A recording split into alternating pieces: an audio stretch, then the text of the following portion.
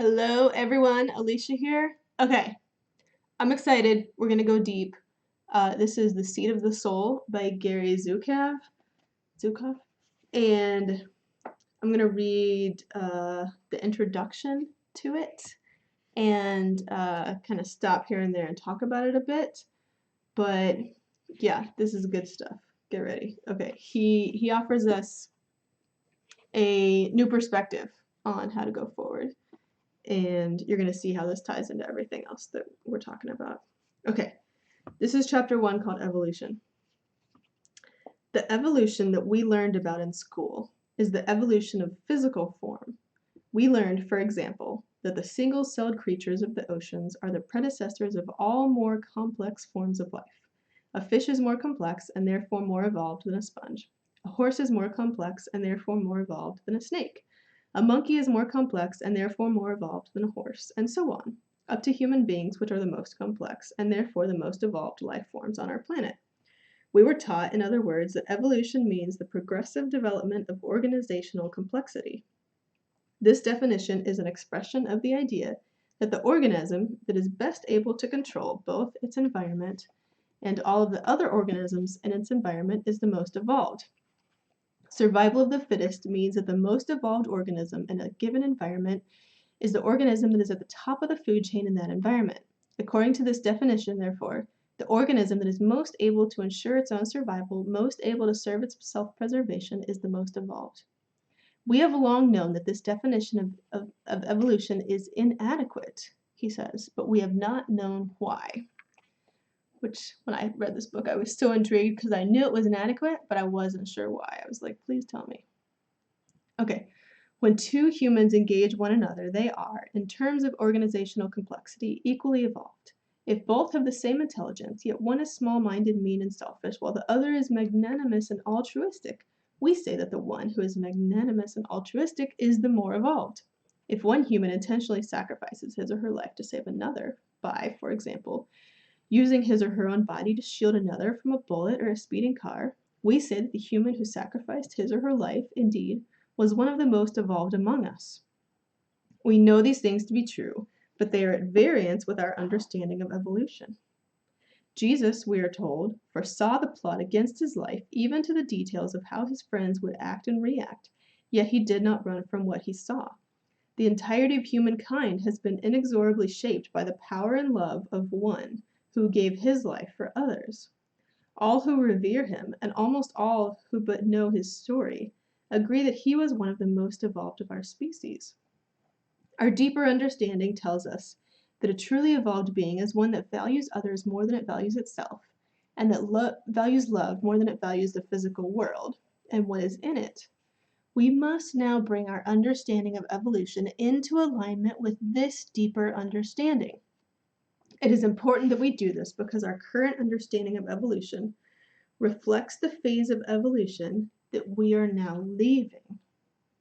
By examining this understanding, we can perceive how we have evolved to now and what we are now in the process of leaving behind. By reflecting upon a new and expanded understanding of evolution, one that validates our deepest truths, we can see what we are evolving into and what that means in terms of what we experience, what we value, and how we act. Yes, we're at a turning point. And now this virus is making it apparent. What many knew is becoming apparent to all. Okay, our current understanding of evolution results from the fact that we have evolved until now by exploring physical reality with our five senses. We have been, until now, five-sensory human beings. This path of evolution has allowed us to see the basic principles of the universe in concrete ways. We see through our five senses that every action is a cause, it has an effect, and that every effect has a cause. We see the results of our intentions. We see that rage kills, it takes away breath, the life force, and it spills blood, the carrier of vitality. We see that kindness nurtures. We see and feel the effects of a snarl and a smile. We experience our ability to process knowledge. We see, for example, that a stick is a tool, and we see the effects of how we choose to use it. The club that kills can drive a stake into the ground to hold a shelter. The spear that takes a life can be used as a lever to ease life's burdens. The knife that cuts flesh can be used to cut cloth. The hands that built bonds can be used to build schools. The minds that coordinate the activities of violence can coordinate the activities of cooperation. We see that when the activities of life are infused with reverence, they come alive with meaning and purpose. We see that when reverence is lacking from life's activities, the result is cruelty, violence, and loneliness. The physical arena is a magnificent learning environment. It is a school within which, through experimentation, we come to understand what causes us to expand and what causes us to contract. What causes us to grow and what causes us to shrivel, what nourishes our souls and what depletes them, what works and what does not. He says the physical arena is the magnificent learning environment. It is a school. Okay. When the physical environment is seen only from the five sensory point of view, physical survival appears to be the fundamental criterion of evolution because no other kind of evolution is detectable. It is from this point of view that survival of the fittest appears to be synonymous with evolution, and physical dominance appears to characterize advanced evolution. When perception of the physical world is limited to the five sensory modality, the basis of life in the physical arena becomes fear. Power to control the environment and those within the environment appears to be essential. The basis of life in the physical arena becomes fear. And power to control the environment is what helps you achieve that goal. Okay. The need for physical dominance produces a type of competition that affects every aspect of our lives. And that's brought us to where we are now. It affects relationships between lovers and between superpowers, between siblings and between races, between classes and between sexes. It disrupts the natural tendency toward harmony between nations and between friends. The same energy that sent warships to the Persian Gulf sent soldiers to Vietnam and crusaders to Palestine. The energy that separated the family of Romeo from the family of Juliet is the same energy that separates the racial family of the black husband from the racial family of the white wife. The energy that set Lee Harvey Oswald against John Kennedy is the same energy that set Cain against Abel.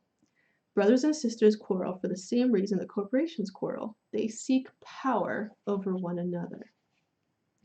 The power to control the environment and those within it is power over what can be felt, smelled, tasted, heard, or seen. This type of power is external power. External power can be acquired or lost, as in the stock market or an election.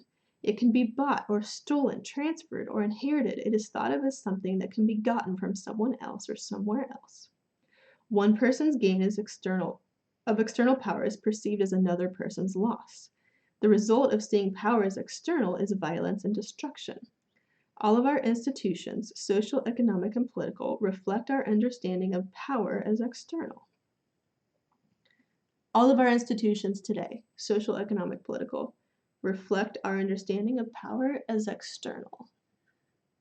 That's important. I'll let him say why. Okay, then we'll unpack it a bit. Families, like cultures, are patriarchal or matriarchal. One person wears the pants. Children learn this early and it shapes their lives. Police departments, like the military, are produced by the perception of power as external. Badges, boots, rank, radio, uniform, weapons, and armor are symbols of fear. Those who wear them are fearful. They fear to engage the world without defenses. Those who encounter these symbols are fearful. They fear the power that these symbols represent, or they fear those whom they expect this power to contain, or they fear both. The police and the military, like patriarchal and matriarchal families and cultures, are not origins of the perception of power as external. They are reflections of the way that we, as a species and as individuals, have come to view power. The perception of power as external has shaped our economics. The ability to control economics within communities and within nations, and the ability to control the transnational economy of the world is concentrated in the hands of a few people. To protect workers from these people, we have created unions. To protect consumers, we have created bureaucracies and government. To protect the poor, we have created welfare systems. This is a perfect reflection of how we have come to perceive power, as the possession of a few, while the majority serve it as victims. Money is a symbol of external power. Those who have the most money have the most ability to control their environment and those within it, while those who have the least money have the least ability to control their environment and those within it. Money is acquired, lost, stolen, inherited, and fought for. Education, social status, fame, and things that are owned, if we derive a sense of increased security from them, are symbols of external power. Anything we fear to lose, a home, a car, an attractive body, an agile mind, a deep belief, is a symbol of external power.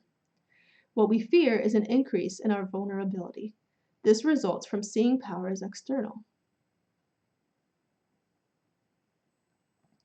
When power is seen as external, the hierarchies of our social, economic, and political structures, as well as the hierarchies of the universe, appear as indicators of who has power and who does not.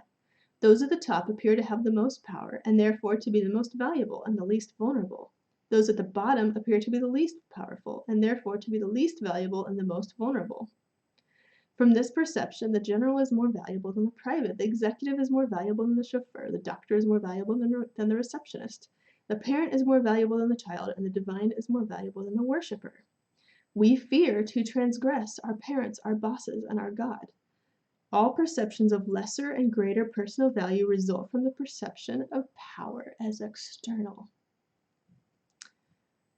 And this is so important, right? If you've heard me talk about fear and love and separation and connection.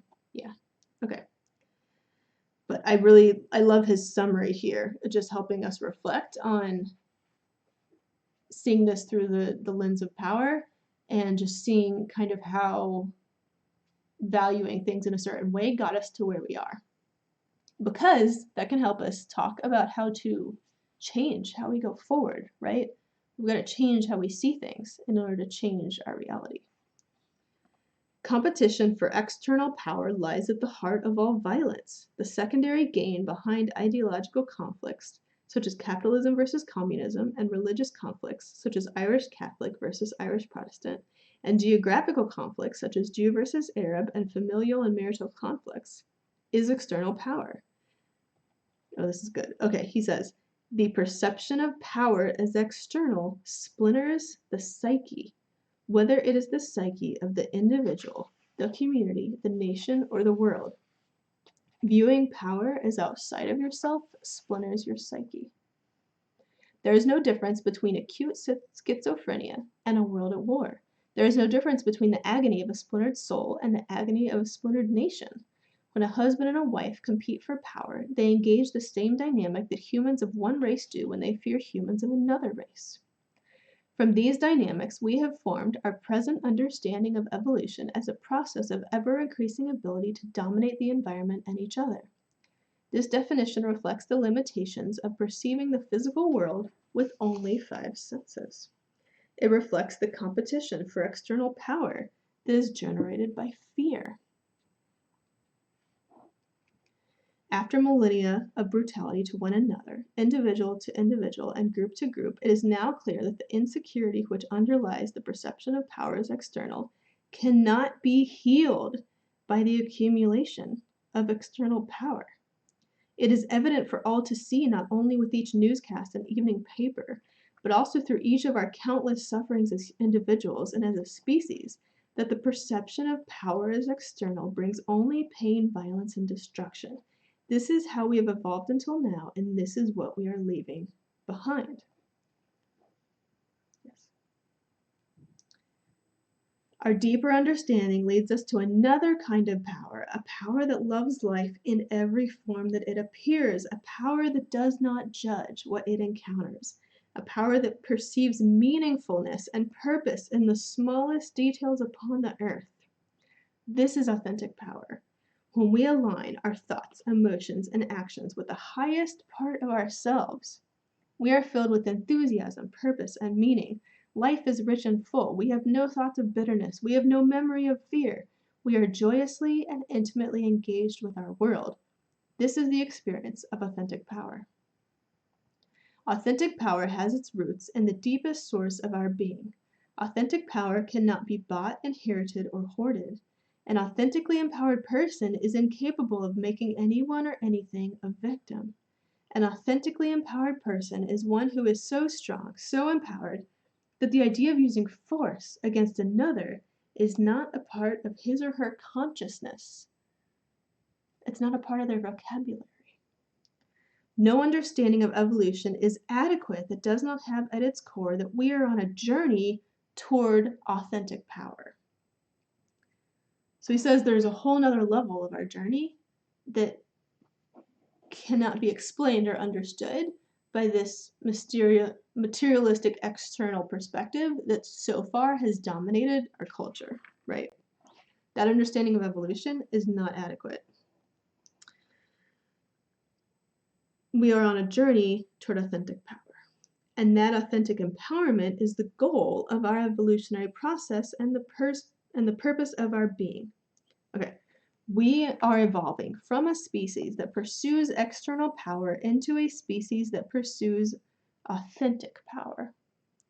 We are a species that has valued external power because of our understanding of the world.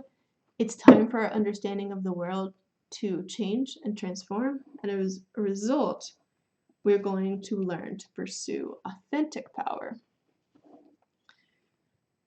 which is motivated by love instead of fear. We are leaving behind exploration of the physical world as our sole means of evolution. This means of evolution and the consciousness that results from an awareness that is limited to the five sensory modality are no longer adequate to what we must become. We are evolving from five sensory humans into multisensory humans. Our five senses together form a single sensory system that is designed to perceive physical reality. The perceptions of a multisensory human extend beyond physical reality to the larger dynamical systems of which our physical reality is a part. Energy and spirit. The multisensory human is able to perceive and to appreciate the role that our physical reality plays in a larger picture of evolution and the dynamics by which our physical reality is created and sustained. This realm is invisible to the five sensory human. It is in this invisible realm that the origins of our deepest values are found. Our values are formed and come from the invisible world because, if you've heard me talk at all, it's because we're energy and we came from energy and we manifested in this physical form for a season, for a reason. Okay. From the perspective of this invisible realm, the spiritual, the energetic realm, the motivations of those who consciously sacrifice their lives for higher purposes make sense. The power of Gandhi is explicable, and the compassionate acts of the Christ are comprehensible in a fullness that is not accessible to the five sensory human. All of our great teachers have been or are multisensory humans. They have spoken to us and acted in accordance with perceptions and values that reflect the larger perspective of the multisensory being, and therefore their words and actions awaken within us the recognition of truths. From the perception of the five sensory human, we are alone in a universe that is physical. From the perception of the multisensory human, we are never alone, and the universe is alive, conscious, intelligent, and compassionate. That's God. From the perception of the five sensory human, the physical world is an unaccountable given in which we unaccountably find ourselves, and we strive to dominate it so that we can survive. From the perception of the multisensory human, the physical world is a learning environment that is created jointly by the souls that share it, and everything that occurs within it serves their learning. Okay, stop. That's the shift. Okay, so he says five sensory and multisensory, but I want to talk about this in terms of kind of a naturalistic view versus a supernatural view. Okay, so the physical world is an unaccountable given in which we unaccountably find ourselves and we strive to dominate it so that we can survive from that perspective.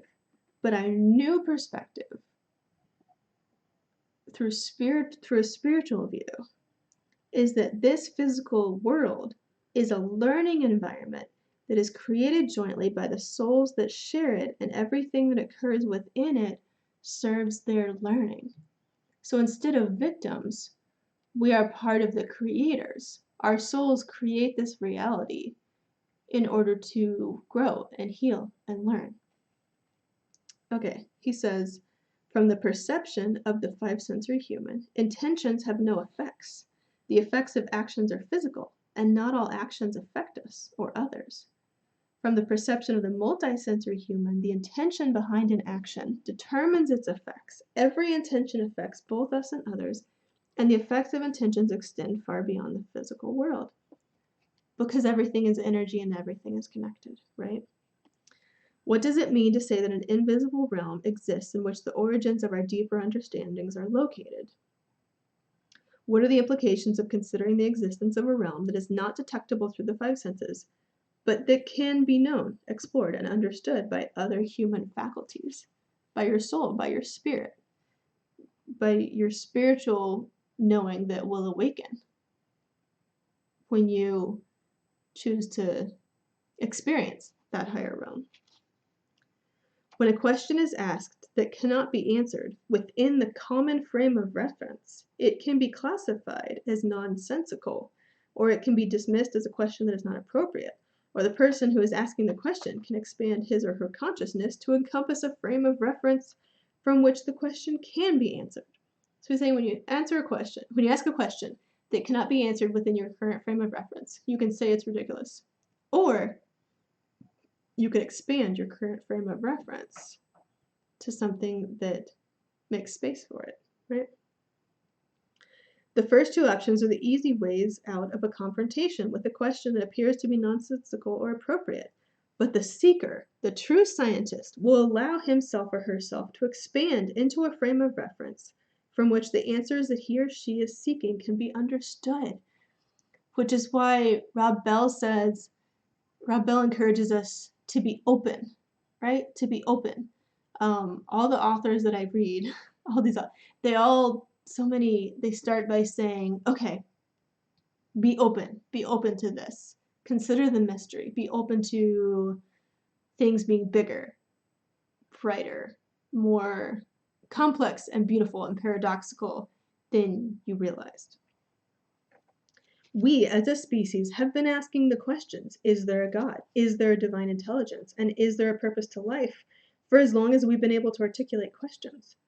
The time has now come for us to expand into a frame of reference that allows these questions to be answered. The larger frame of reference of the multisensory human allows an understanding of the experientially meaningful distinction between the personality and the soul. Okay, so he introduces this concept of the personality and the soul.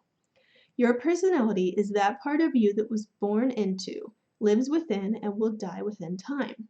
To be a human and to have a personality are the same thing. Your personality, like your body, is the vehicle of your evolution. The decisions that you make and the actions that you take upon the earth are the means by which you evolve. At each moment, you choose the intentions that will shape your experiences and those things upon which you will focus your attention. These choices affect your evolutionary process. This is so for each person. If you choose unconsciously, you evolve unconsciously. If you choose consciously, you evolve consciously.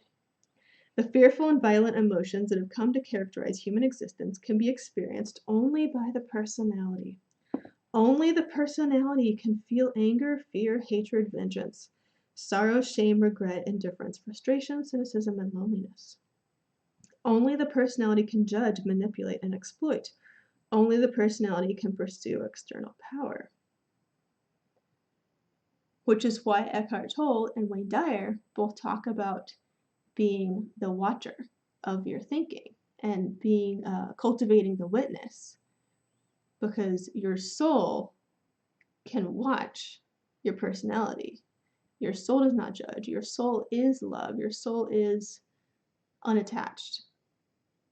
Your soul is the watcher. And your personality can feel all these emotions of the ego and the false self. Only the personality can pursue external power, because the soul is authentic power. Okay, he says, the personality can also be loving, compassionate, and wise in its relations with others, but love, compassion, and wisdom do not come from the personality. They are experiences of the soul. Okay, now he's going to talk about the soul. Your soul is that part of you that is immortal. Every person has a soul, but a personality that is limited in its perception to the five senses is not aware of its soul, and therefore cannot recognize the influences of its soul. A personality becomes multisensory. Its intuitions, its hunches, and subtle feelings become important to it.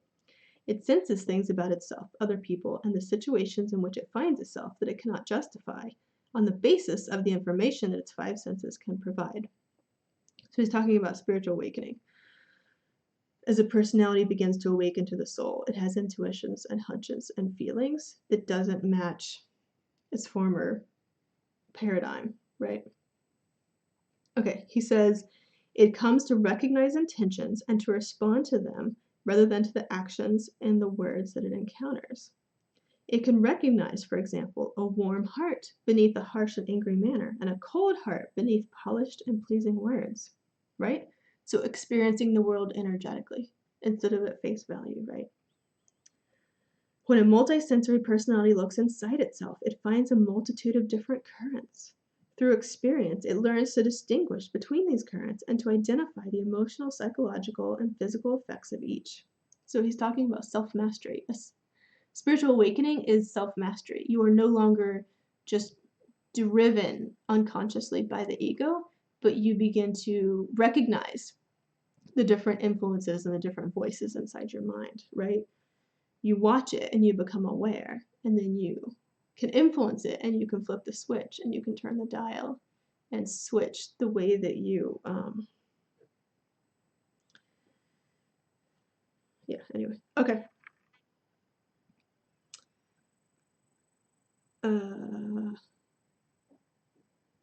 Through experience, it learns to distinguish between these currents and to identify the emotional, psychological, and physical effects of each. It learns, for example, which currents produce anger, divisive thoughts, and destructive actions, and which currents produce love, healing thoughts, and constructive actions.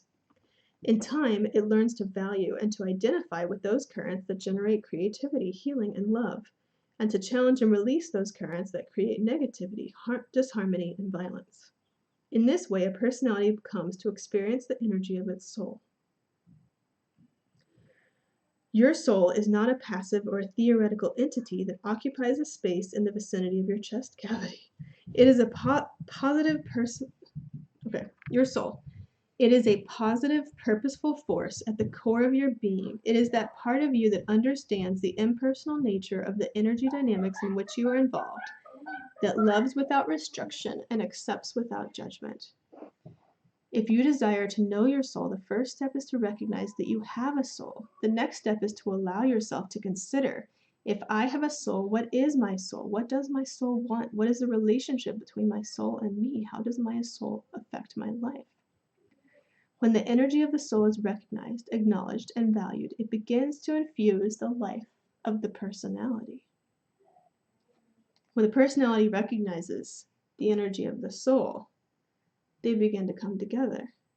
When the personality comes fully to serve the energy of its soul, that is authentic empowerment. So he describes authentic empowerment, which is the goal, as the alignment of our personality with our soul.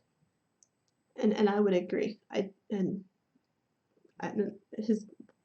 His use of terms and that metaphor is interesting. But yes, I would agree. This is the goal of the evolutionary process in which we are involved and the reason for our being. Every experience that you have and will have upon the earth encourages the alignment of your personality with your soul. That's why you're here. Every circumstance and situation gives you the opportunity to choose this path, to allow your soul to shine through you, to bring into the physical world through you its unending and unfathomable reverence for and love of life. This is a book about authentic empowerment, the alignment of the personality with the soul, what that involves, how it happens, and what it creates. To understand these things requires an understanding of things that appear unusual to the five-sensory human, but they become natural once you understand evolution. That five-sensory perception is a journey leading to multisensory perception, and that you are not always meant to be five-sensory. So, if you read my book, or some of it, the first part, I'm just trying to describe in different words the same shift as he is describing. But every author provides us with useful perspective and useful language, and what the two takeaways that I want to just share real quick from his are this idea of external power and authentic power or internal power. When we talk about Carolyn Miss, she will flesh out that idea a lot. I like his introduction to it and the way he kind of intertwines the idea of power and this pursuit of external power with evolution and the journey of our species so far, and kind of he ties it into history.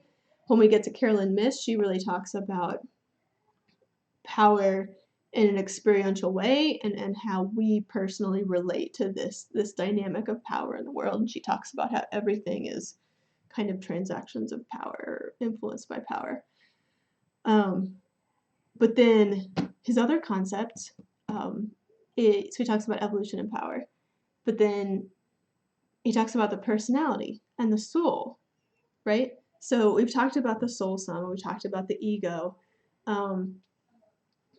The soul is your divine, the part of you that is divine and eternal and spiritual and energetic, right? That came to be in a body. And when that soul that is spirit comes to be a human, it wraps itself in a personality for this experience. And part of the personality has a relationship with the ego.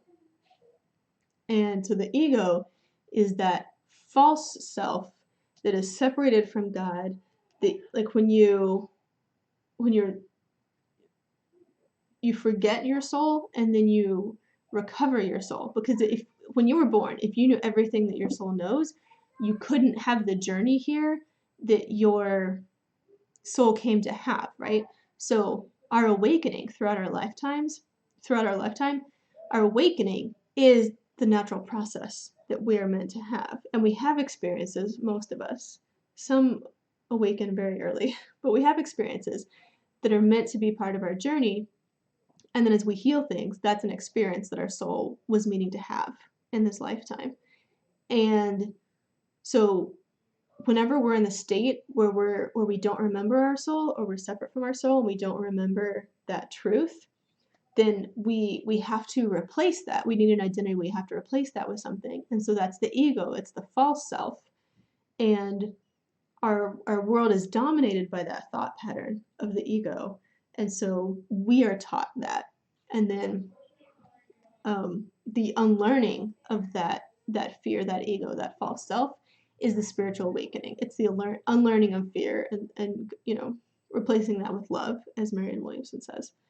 So, but what I think is interesting, this idea of the personality, if I like pink and butterflies, that's not ego, that's not false self, that's not necessarily illusion in the way that fear is illusion in a spiritual sense. That is true about me, but is that is a consequence. It's a physical manifestation of the expression of my spirit and my soul in this physical realm. And so when I die and I return to spirit, will that still be true? Well, that won't be applicable, right? So that's part of my personality. So I think there's a beautiful spiritual truth, a nuance here that I like how the personality idea helps us fill out, is just this truth of, as we explore. Part of the spiritual awakening and spiritual journey is exploring and understanding and coming to ownership and peace with your own identity. And I just think we talk a lot about ego and soul, and I think this concept of personality, one thing that it gives us is this way to understand that there are parts of us that are just neutral in a sense, but beneficial and sources of joy, because beauty is a spiritual concept. But what I find beautiful is an expression of my personality. And that is part of the beautiful expression of who I am in this existence. And Wayne Dyer talks about, you're an eternal being having a human experience, and how when you have that realization, Eckhart Tolle says, die to yourself now and realize that you haven't died, so that you've already made peace with death, right? The spiritual teachers talk about making peace with death. When you do that, then you can live from this incredible space of peace that your soul existed before you now, and that your soul will continue to exist. And so you can release that fear of death. And the way that you find that is you shift your identity from the false self and the ego, which will die with your body. You shift your identity from that false self that will die to your soul that will not die. And that shift in identity is how you release that fear of death, right? You identify with that part of yourself which will not die. So you find peace in that, but there's still a beautiful truth that I, in our personality, in this expression in time right now, will never happen again. You are a unique expression in time. Your soul coming into this situation to inhabit this body and be this personality, it is a unique experience in time, and it's a gift, and it is meant to be something. So both are true. All right, I want to wrap this up. Yeah, this is such a profound, crucial piece in the big picture of what we're talking about, but I'm thinking about how I can make this practical. Yeah, I don't know. We went deep on this. So I want to encourage you to just take time to meditate and journal. And I think the practical application for this is to practice being open, practice openness. Going deep and changing our paradigm of theology and history and psychology, and just in this kind of way, changing our perspective on life to such a deep core, at such a deep core internal level. It stretches your psyche. So I want to speak grace to you. I speak grace, God's grace, for the process, and I want you to ask for grace, to set your intention to be open, to embrace openness, and to relax into it, to let go of striving, to let go of mentally thinking, oh, okay, I can understand this, I want to understand this. Let go of the striving and receive the truth that shifting your paradigms, your perspective on life, it's deep and it's intense, and it's not to be taken lightly, but it's still something, as everything, it's still something that can be received with ease and joy. So I want to speak peace and ease and joy and openness to you. May the grace of God be with you as you ease into this transition of spiritual awakening and shifting your paradigm. All right, that's all for now. All my love. If you are not yet on my email list, just head over to aliciasouladventure.com and sign up. Come along for the journey with us. And until next time. All right, bye.